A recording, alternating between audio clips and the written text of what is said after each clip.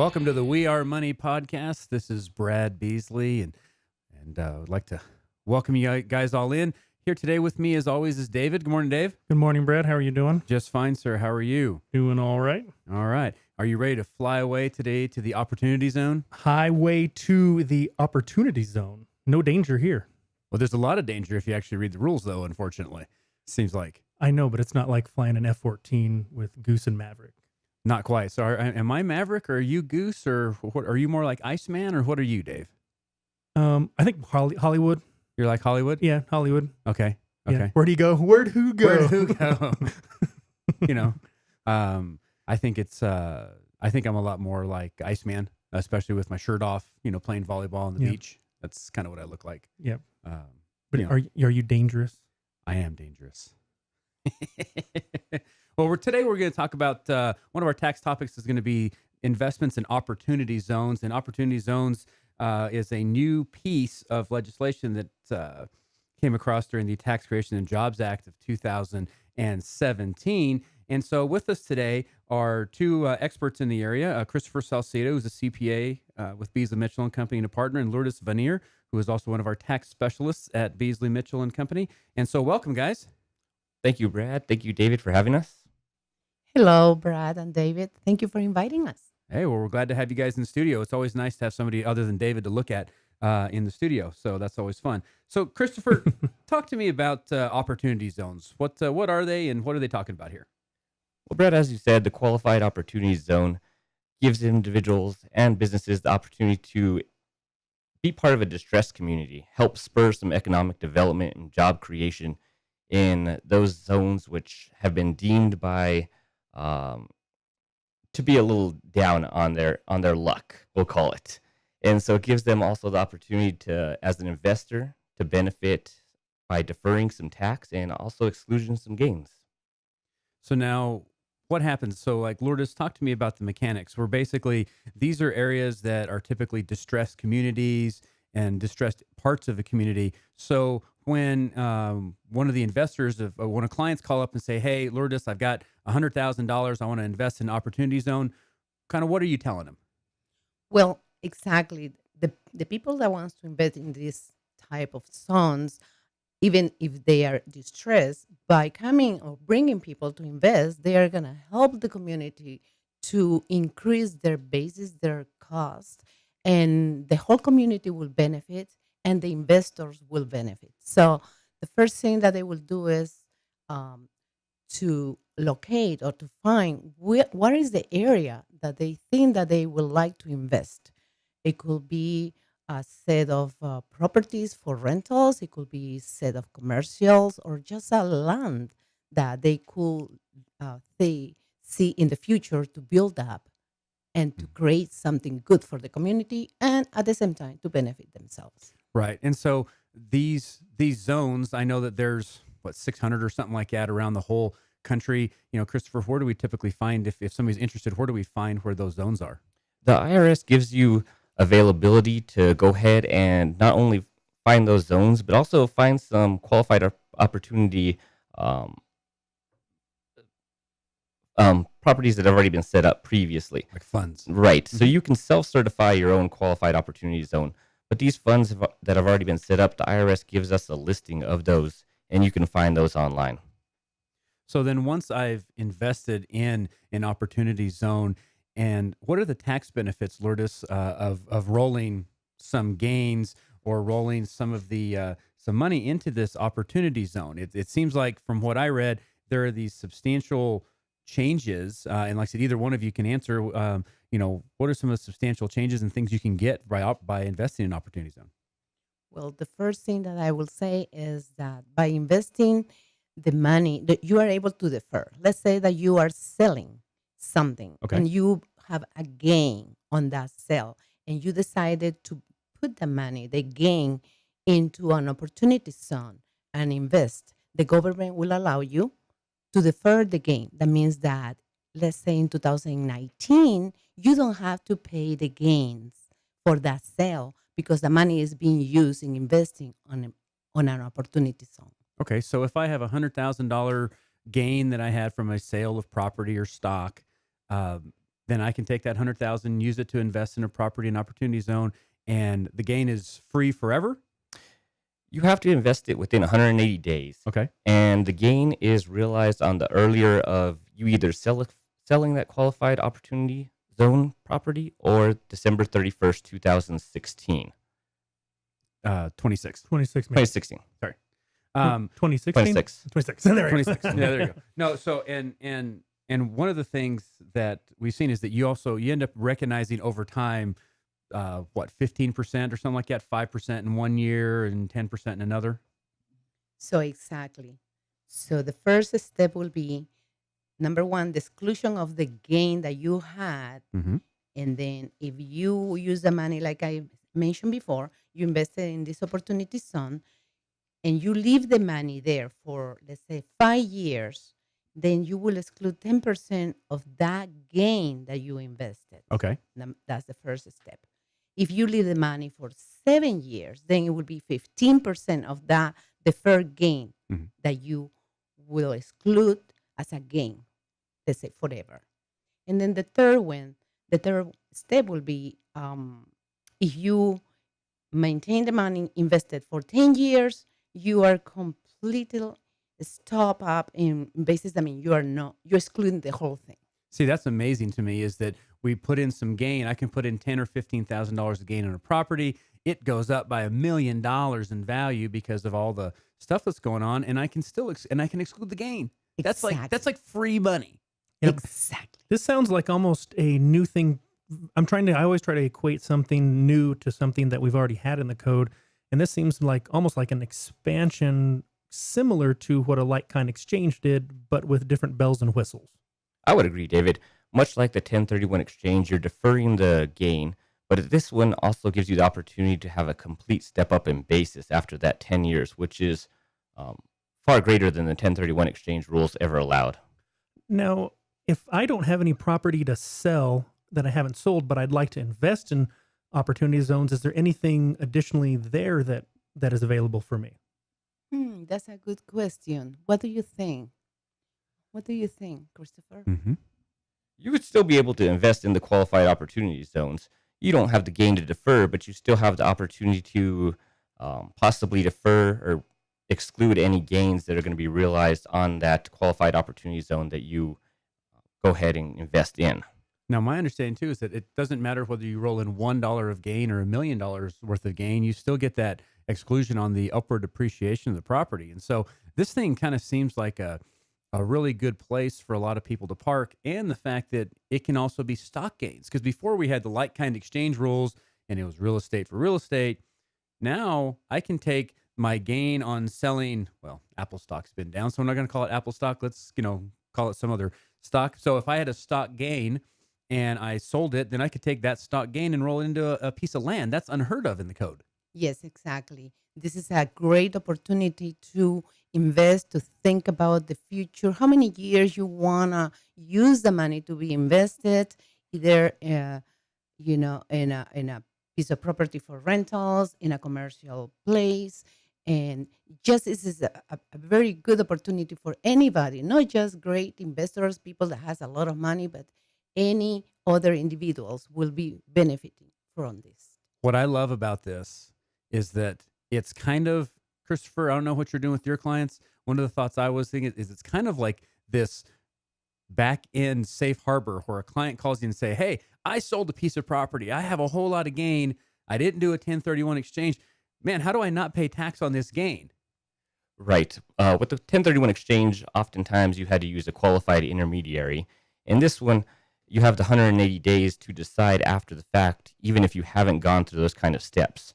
So you have plenty of time to get those calls from your clients if they're inquiring about it, and they can go, as we said before, look it up on the IRS website. There's availability for those funds, and they could also self-certify their own qualified opportunity zone if they find it fitting. So it sounds like if you want to get into it, you can either look for property that fits within that definition, or it sounds like from what I was hearing that there's also some like funds and investment type vehicles through like different brokers that are handling this to, if I just want to put money in and I don't want to go collect rent or develop property, I think I have some options there, don't I? Yes, you do. You have several options. I think that the the first thing that you need to do is contact your CPA and try to look into this opportunity. Don't wait too long, and you're gonna have a great investment. Well, I think you guys are 100% accurate, and I really appreciate you guys coming by today and talk about the opportunity zones. There really is a lot of opportunity with this, and so super excited to have you guys, Christopher and Lourdes. Thanks. Hey, will you guys hang out for my next favorite segment, which is if Brad rules the world? Of course. All right, sounds good. Here we go. We look forward.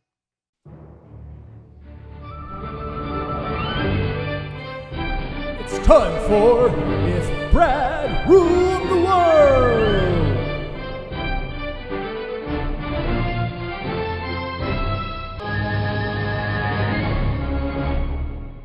Sounds good, Natalie. My favorite segment is Brad ruled the world. Will you please? Now, your job here is you're going to give me 5 questions that I've never seen before, and I promise to the audience, those of you on YouTube, you can see. I promise that I have not seen these before. That's correct. Okay, let's see. Fire away. All right. So the word accountant comes from the French word compteur, which means to count or score. If you could give a new meaning to the word accountant, what would it be?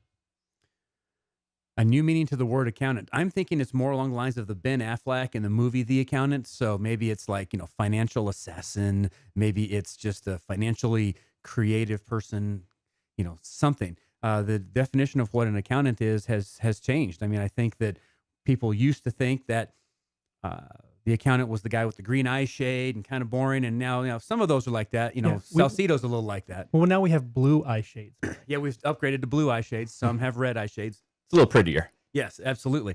And so, that's migrated to now where we're more consultants. We're having to do a lot of different things. And so I think that the word accountant is not really indicative of kind of what we do. I like the Spanish version, right? The Spanish word? Contador. Contador. Contador. Ooh, I That like sounds it. so much better than accountant. Like it just sounds so much. I think we do go with that. Let's switch it to Spanish and go with contador. So certified public contador. Sí. That's Contador, awesome. the public accountant. Ooh, that's even Ooh. better. Still Wait, English. say it again, Lourdes. Say it again. Contador, the public accounting. Ooh. Man, that should be a novella. Yeah. That should be a novella. Yes. I love it. I love it. Okay, go ahead. All right. So question number 2. Celebrities such as Mick Jagger, Eddie Izzard, John Grisham, and Kenny G studied to be accountants. If you could turn any celebrity into a CPA, who would it be and why? Any celebrity into a CPA. Any celebrity into a CPA. Lil Wayne. Yeah. Little Wayne. Yeah. So Oh. instead of like that big, he's the one with the clock, right? Is he the one with the clock? No, he's not the one I with don't clock. think so. No. Who's the one that says okay? Who's that? Lil John. Lil John. That him too. Yeah, I could just see him with, Every question is just, okay. okay, can I deduct this, Christopher? Okay. Who's the guy that has the big clock there? Do you know what I'm talking about? He Yes. like Is the it chain. Flava Flav? Flava Flav. Flav. Right. See, I right. want- Yeah. Mhm. I'd want him because then he could have like a big adding machine around his neck and just like yes. And so he's like, let me run that number. Or I'd want to have a sports star, somebody that I want to hear about. Like, well, you can't do basketball because those guys don't go to college for that long. But like your pro football players, like you hear they majored in like criminal justice or marketing or something. There, I'd want one that was like a CPA. And so then he comes out and talks about how he's restructured his deal to make it work. The best one that did that, of course, is Bobby Bonilla that ever did that. Right. Yeah. Bobby Bonilla. That's interesting, Dave. So Bobby Bonilla was a baseball player, for those of you that may not know, who played for the Mets. And his dad was a CPA and was negotiating his last contract with the Mets. And so what he said is, hey, Mets, you don't need to pay me whatever he was going to get paid. It was like $10 million a year for like a 4-year contract, right? What he said is, only pay me $5 million a year, okay, for this length of this contract. But then after I'm done, you pay me $1 million a year for the rest of my life. And they said, oh, that's a great deal. So every day, July 1st is now officially Bobby Bobby Bonilla. Bonilla Day because he gets $1 million. And now they've outlawed that. You can't do that anymore in Major League Baseball. But It was a brilliant move. brilliant move on his Yes. part. He set up for Mhm. the rest of his life, and it was a really good deal. So, okay, sounds good. All right. So moving on to our third question. Our national anthem is outdated and we need a new one. Which song would you choose to become our new national anthem? Wow. Well, one, I don't think our national anthem is outdated. I think it's fantastic and it's hard to sing. But what I would go with is, let's see, what type of song would be a great national anthem? Um, What do you think, Christopher? That's a tough one. that is a really hard one. I'm gonna have to think. I You know, Here, I'll Go ahead. I'll Give me jump some in here ideas. just to get your idea. My first one is Baby Shark. I think Baby That's- Shark, because then you go through the whole states. You know, U.S. state, Yeah. U.S. state, and all that stuff. Ooh, I like that one. it would take so long to get to New Mexico, though. At the end, and we'd just be tired. That's okay. You get through Arizona, Alaska, and you'd be like, Okay, and we're the done. end. Okay, Christopher, what do you think? I like that one. I have 3 kids, so Baby Shark stands out to me. It's always ringing in my head anyways. Everyone knows that song. That's a great one. Okay. I would like to hear a little bit more of that song, David. Yes, it's pretty good. I would actually recommend you to go hear the Tejano versions of those. Tejano Those are version? the best. Yes, they have a tambora and everything. It's a really good, it's really good time. So no, back to it. I think that, honestly, I always felt that America, oh beautiful for spacious skies, for amber waves of grain. I always thought that was a really good song that everybody could be our national anthem, because it talks about how great America is and all that stuff. But we got to go with something more fun, like Friends in Low Places, Or Born in the USA. Born in the USA. Um, There is actually a Spanish song that the name of the song is America. Yes, by Nino Luis Miguel, Bravo. right? Oh, Didn't I he also hear it sing it? from Nino Bravo, Okay. actually. Mhm. But probably Luis Miguel had the new version, but it's a beautiful, gorgeous song. I like that one too. Let's get a Spanish flair today, Lourdes. Thank you for bringing a lot of that in. Absolutely. I really appreciate that. Okay, so we'll go with that one. Sounds good. So, question number 4. The Earth is dying, and we need a new planet to colonize on and a new ruler for that planet. Which planet are we colonizing on, and who are you electing as its ruler? Well, I'm going to rule the world wherever I go, so I'm going to definitely be the ruler. But now we're talking about who would be the vice ruler. So let's see the first one. We're going to get on a rocket. We're going to go to a different world. There was the deal I was watching on the Discovery Channel. It's a fantastic deal of how the universe works. And there is a planet that they found that has so much compressed carbon that it's actually a diamond planet. It is all diamonds, the whole place. Okay. Be a little bit rough to walk on, probably hard to build on that kind of stuff. Probably not a whole lot of water. A lot of bling. Think about the bling. Right? You go back to Little Wayne on that one. There. Little Wayne would be the ruler. Yes. And that would be fantastic. And then if the ladies wanted a bigger ring, they could just put a little ring in the ground and stick their hand in it, and there you go. I got your whole planet, baby. Yeah. That's But all. the ruler, I believe, it should be a woman. Yes, well, they would be. Who will Yes. be tough and everything will be straight. Okay? Just my idea. That's true. Well, that's good, Lourdes. I like it. I would have gone with the metric ruler. The metric ruler. Okay, all right. That's pretty good. I like that. Was not going to go with that one, but that's great. All right, last one. All right, last one. This question has 2 parts. So, the first part: if you could get rid of one chain restaurant throughout the world, what would it be and why? If I could get rid of one chain restaurant throughout the world, I got to make sure that there's none of my clients here. And what are we going to? Or any potential clients. I was going to come bring you all of Arby's stuff, but you said Arby's. So Yeah, so we're going to pass on that. But I do like Arby's. So that's good. Arby's is really good. One chain restaurant to get rid of. Or if you'd rather save one chain restaurant, which one would you save? And it Save. would be the only chain restaurant in the entire world. Oh, so this is like Demolition Man, where Taco Bell ends up being in charge of the entire. Yeah, because they won the fast food war. They won the Right. fast food wars. Yes. Okay. In-N-Out Burger would be one to save. It's just got a little bit less variety, but boy, for somebody that doesn't have In-N-Out Burger near them, I sure do love my In-N-Out Burger.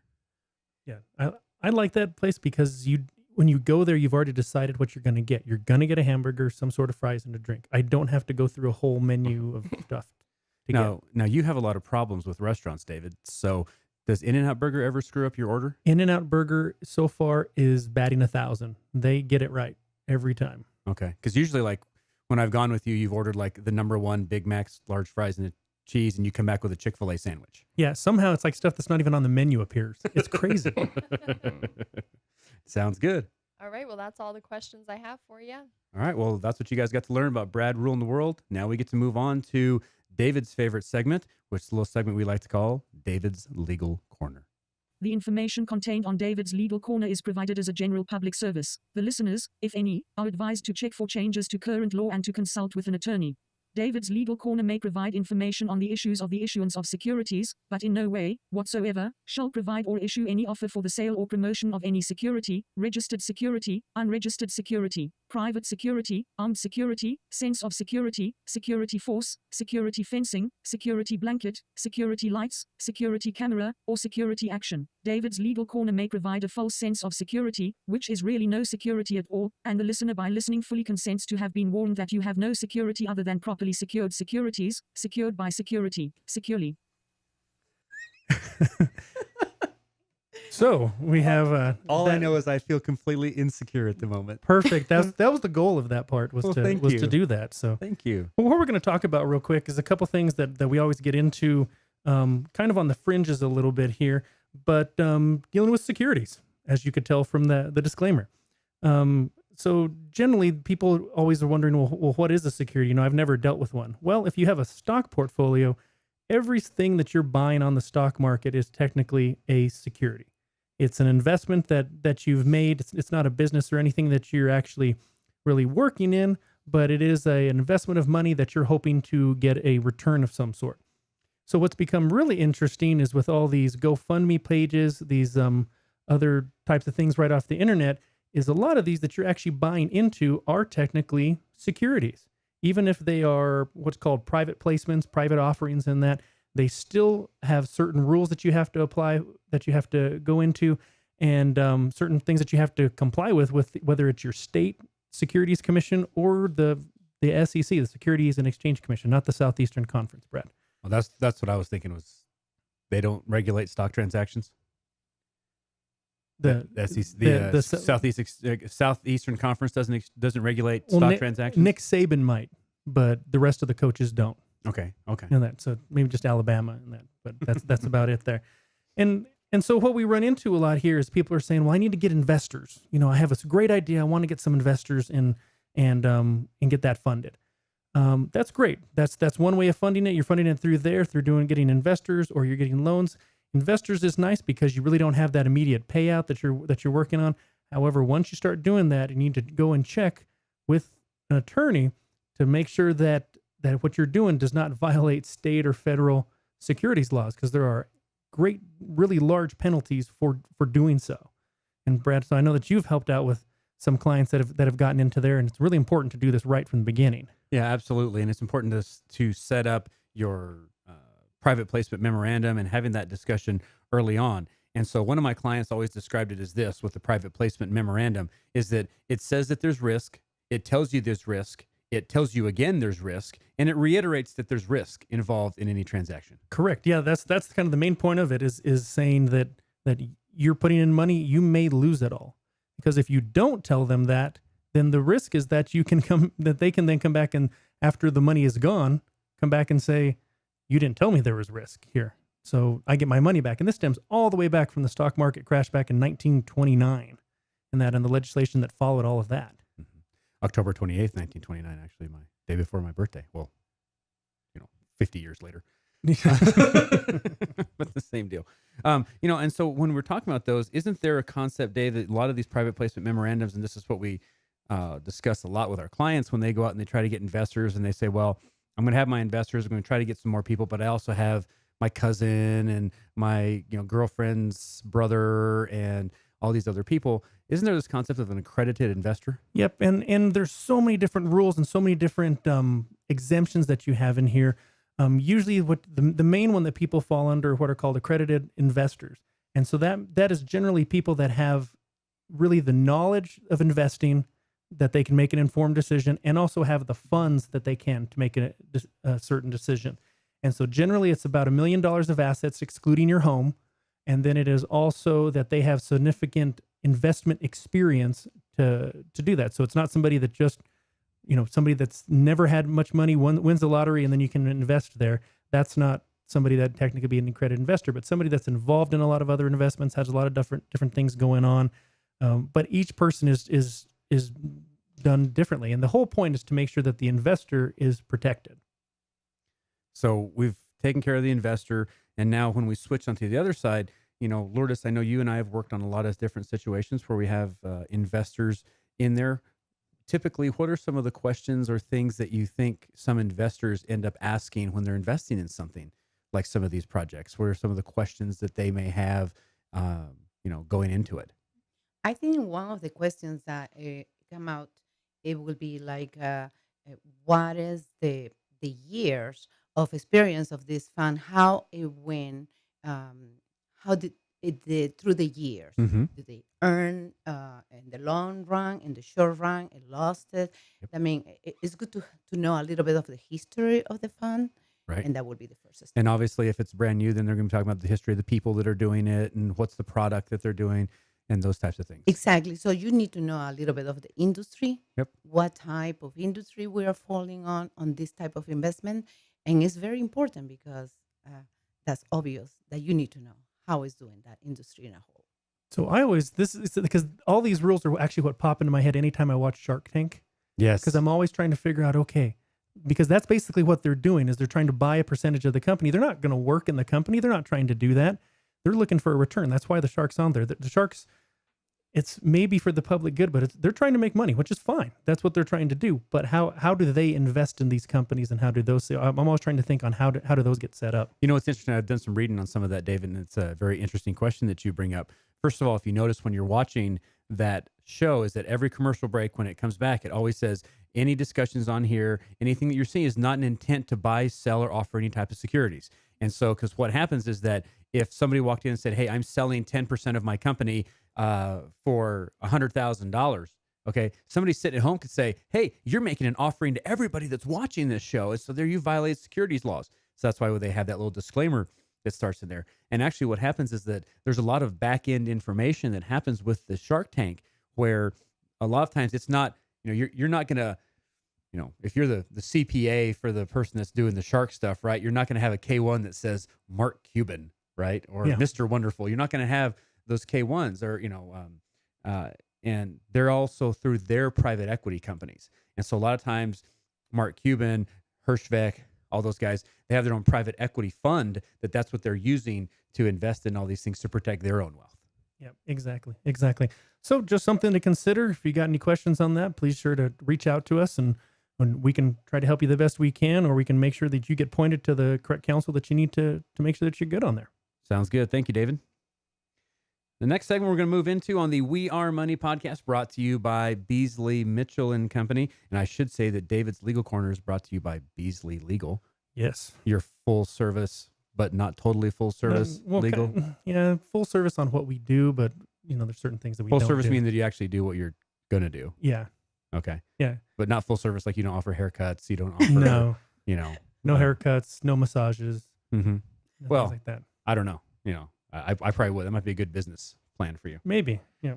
So next segment is Best Code Ever, where we will have Natalie's going to read 3 sets of 4 laws. 3 are true, 1 is fake. So here we go with the Best Code Ever.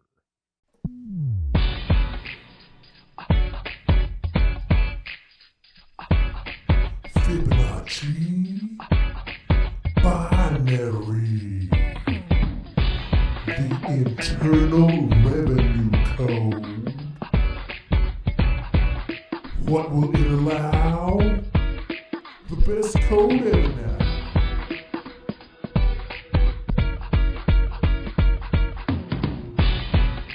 The best code ever now. All right, Natalie, you are up. All right, so here is our first set of 4 laws. Number 1, Parliament's famous Salmon Act of 1986 states that it's illegal to hold a salmon under suspicious circumstances. Number 2, in Denmark, you must choose your baby's name from an approved list of 7,000 names. If your chosen name doesn't fall on that list, you must get approval from the government. Number 3, in Quitman, Georgia, it is illegal for your chickens to cross the road. And finally, number 4, in La Rose, Louisiana, it is illegal to carry babies in a harness if you're under the age of 21. Okay, so 3 of these are true. one is fake. So we have to figure out which one is the fake one. David, which one do you think is the fake one? The fake one that I would have to go. I would think that the chicken one has to be the fake one because I think I've heard of countries in Europe making you get approved names. I know that like ones that they've denied before were like Apple and things like that. And like Hitler, I think. One was like, yeah. Mhm. And that the salmon one, I could see that. Why? Just because salmon are naturally suspicious? They are. Well, you can't hold it under suspicious circumstances. Is there a situation where you could hold a salmon on not suspicious That's circumstances? what I'm wondering. I assume if you're a chef, Maybe. as you're preparing it, you get to hold that. But that's my guess. My guess is the chicken one because otherwise, then we wouldn't have this question of why did the chicken cross the road? Well, they were in Georgia. So, Lourdes, which one do you think is fake? Look at that, the second one in Denmark. In Denmark? Why do you have to have only 7,000 names that you can choose from? Well, because 6,999 of them are Brad. So at least gave you one other. So that's, I'm not sure about that question. Okay. But at the same time, the number 3, that it's illegal for your chicken to cross the road. Come on, that's what they like to do, right? Exactly. That's our I'm gonna expertise. go with the baby carrier under 21, and that's just for probably some safety regulations. So which one's fake? That's the fake one. Yes. So you can legally carry a baby in a harness at any age. Oh wow. God, All good right. job, Brad. Thank We're you. learning something, huh? Okay, let's see. All Number right, 2. So for set number 2, number 1, high heel shoes are illegal at historical monuments in Greece. Number 2, in France, it is illegal to name your pig after any heads of state. Number 3, in the United States, it is illegal to keep your own severed body parts. Okay. And number 4, in Milan, Italy, it is illegal for citizens to frown in public. Frown in public in Milan. Okay, I'm sorry. I think the one where we have the pig being named after the head of state is that you can't do that. I think that's hilarious. Either way, whether that's real or fake, good job. I think it's true though because Yeah. somebody would be like, sacre bleu, you can't name me after the pig. I shake my fist at you. Uh-huh. That's a terrible French thing, but yeah, that's all I can do. Sacre bleu. That's all we know. That's all I know. That and oui. In that. Oui, oui. All right. Well, now I have to oui, oui. Yeah, that's it. So I'm going to say that the severed body parts is fake. That's my choice. The severed body parts. Lourdes, what do you think? Number 4, I would think in Milan, Italy, that is illegal to frown. Illegal to Why? frown. Why would be that? I don't know. Because we're happy. In Milan, I've been there, and I Did you bet you that frown? I bet you I did several times, You bet you did. Well, then you might be a criminal. You might be a fugitive from justice. and I very hide Okay. myself. All right. So which one's the fake one? So the fake one, Brad, you're on a roll. In the United States, it's legal to keep your own severed body parts. It is legal to keep your own severed Your body own parts. ones. That sounds Your good. own Your severed own bo- severed body You parts. can't So keep I somebody else's. somebody else's body parts. No, No, just your your own. own. Okay. Just your own. Well, that's So I interesting. think that's a pretty good law. Which makes sense because it's like I guess I could keep my teeth and I could keep. We have our grandpa's teeth, so of course we can do that. I once was looking through my grandmother's drawers and I found a bunch of rotten teeth that she had taken out in her drawer, and it was the scariest thing on the planet. And I said, "That's what I get for being nosy and looking through her drawers. I found a bunch Wow. of rotten teeth." Wow, Oh man. that's Ugh. pretty crazy. We should make a law against that. That's what I say. Okay, what's the All right, The so last we're one. on to our last set. Number 1, in Florida, it is illegal to shoot small arms in your backyard.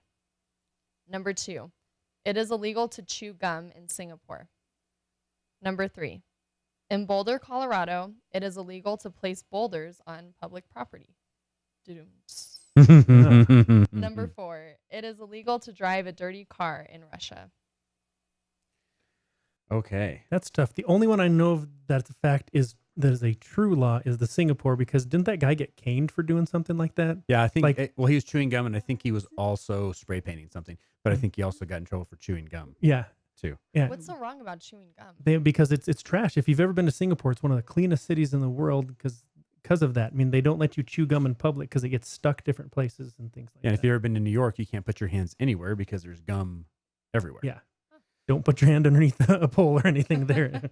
I'm trying to figure out which one's the fake one here. The the Florida small arms, because I mean, there's a lot of tiny people in Florida, and I got to imagine that if you shoot at small arms, They'd be able to shoot me all the time. oh, those are big. Those are big arms, Dave. Yeah. Those are long arms. That's not small arms for sure. I've got to go with the bad pun. I've got to go with the fact that Boulders and Boulder is fake. I got to go there, but it's just, but Boulder It seems like something that would seems like do something in that they Boulder. would do because people are like, we put all these boulders here because it's Boulder. I don't know. They rolled down the mountain. Oh, global warming. But are they bold enough to do it? I don't know. Let's find out who was right. I think it's Boulder. And neither of you are correct. So in Florida, it is legal to shoot small arms in your backyard. Okay. All right. Cool. Okay. Well, that's awesome. Oh. It's legal to shoot small arms in your backyard. Ooh, that's we have I know where we're from is you have to be a mile outside of the city, I believe it is, Mhm. and X amount of distance away from a house or something like that. Yeah. I don't know. So that's always interesting. So, well, great. Thank you for the best code ever. That's a lot of fun. So thank you very much for joining us today on the We Are Money podcast, brought to you by Beasley Mitchell and Company and Beasley Legal, and our new company, BMC Technologies, which has brought to you this great technology and streaming activity. So we thank them very much. So please check out our sponsors on the websites. And so with that, we'd like to thank everybody for coming. David, do you have any parting shots or closing shots for us? No, we'll be back. We'll be working our way through tax season here. Good shout out and motivation out there to all the other tax preparers until April 15th. Yes, good luck. Hopefully somebody can get some sun sometime, because during tax season, we're typically vampires and work from what we call a lot of half days from 7 a.m. to 7 p.m. So with that, thank you guys very much. We Are Money Podcast. You guys have a great one.